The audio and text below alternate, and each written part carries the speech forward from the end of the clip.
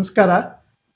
ನಾನು ಡಾಕ್ಟರ್ ಶಶಿಧರ, ವೈಜ್ಞಾನಿಕ ಆಧ್ಯಾತ್ಮಿಕ ಕೇಂದ್ರದಿಂದ ಮಾತಾಡ್ತಾ ಇದ್ದೀನಿ. ಸತ್ಯದರ್ಶನದ ಈ ಕಾರ್ಯಕ್ರಮಕ್ಕೆ ಎಲ್ಲರಿಗೂ ಸ್ವಾಗತ. ಇಂದಿನ ವಿಷಯ ಬ್ರಹ್ಮ ಅಂದರೆ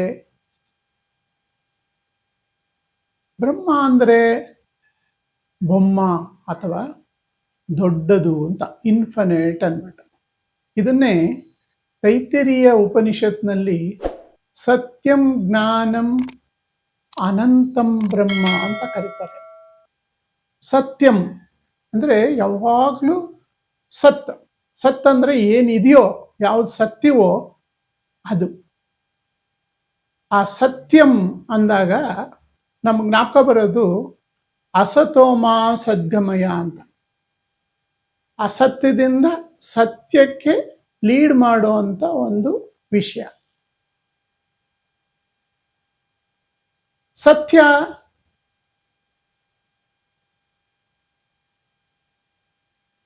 ಏನು ಇಲ್ಲದೆ ಹಾಗಿದೆ. ಅದು ನಮ್ಮ ಒರಿಜಿನಲ್ ಸ್ಥಿತಿ. ನಾವೆಲ್ಲ ಅದರ ಅಂತರಾಳದಲ್ಲೇ ಇದ್ದೇವೆ. ಏನಂದ್ರೆ ಮನುಷ್ಯನಾಗಿ ಹುಟ್ಟಿ ನಮ್ಮ ಅಪ್ಪ ಅಮ್ಮ ಜೀನ್ಸ್ ಮೂಲಕ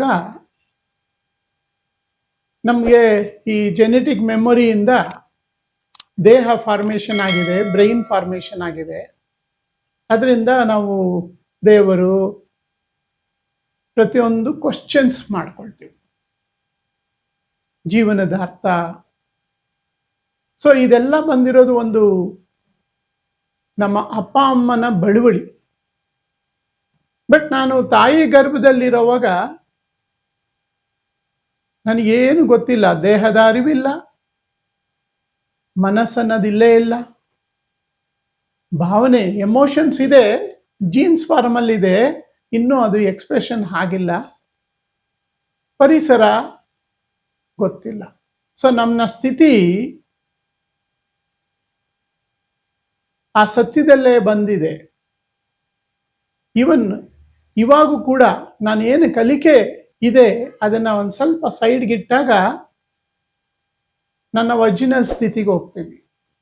ಇಲ್ಲ ದೇಹ ಸತ್ತೋಗುತ್ತೆ ಅಂದ್ಕೊಳ್ಳಿ, ಆವಾಗ ಕೂಡ ಮತ್ತೆ ಆ ಸತ್ಯದಲ್ಲೇ ನಿಂತಿರ್ತೀನಿ. ಸತ್ತಂದ್ರೆ ಯಾವುದು ಯಾವಾಗಲೂ ಇದೆಯೋ, ಸಾವು ಹುಟ್ಟು ಎರಡೂ ಇಲ್ಲದೆ ಇದೆಯೋ ಅದು ಸತ್. ಅದೇ ಅಮೃತ, ಮೃತ ಇಲ್ಲದ ಇರುವಂಥದ್ದು ಸತ್ಯಂ. ಅದಕ್ಕೋಸ್ಕರ ಬ್ರಹ್ಮನ ಗುಣಗಳು ಹೇಳಬೇಕು ಅಂದಾಗ ಸತ್ಯಂ ಅಂತ ಕರೆದ್ರು. ಅದೇ ರೀತಿ ಜ್ಞಾನಂ ಅಂದರು. ಜ್ಞಾನ ಅಂದರೆ source from which everything arises. ಅದನ್ನು ನಾವು ಕ್ವಾಂಟಮ್ ಎಸೆನ್ಸ್ ಅಂತೀವಿ, ಕ್ವಾಂಟಮ್ ಫೀಲ್ಡ್ ಅಂತೀವಿ. ಅದರಿಂದನೇ ಪ್ರತಿಯೊಂದು ooze of the quantum field is structured the universe ಅಂತೀವಿ. ಅಂದರೆ ಈ ಯೂನಿವರ್ಸ್ ಕ್ರಿಯೇಟ್ ಆಗಿರೋದೇ ಆ ಒಂದು ಕ್ವಾಂಟಮ್ ಯೂನಿವರ್ಸ್, ಕ್ವಾಂಟಮ್ ವರ್ಲ್ಡ್ ಇಂದ ಅಂತ.